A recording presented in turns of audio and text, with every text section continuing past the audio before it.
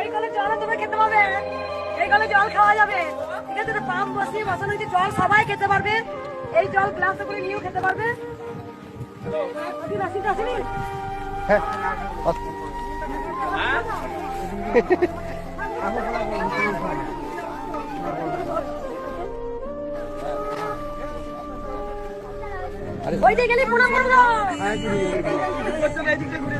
মনের মধ্যে যে কি আনন্দ বলে বোঝাতে পারবো না। মা গো, জয় কৃষ্ণকালী মায়ের জয়। মা তুমি আছো, ছিলে আর থাকবে।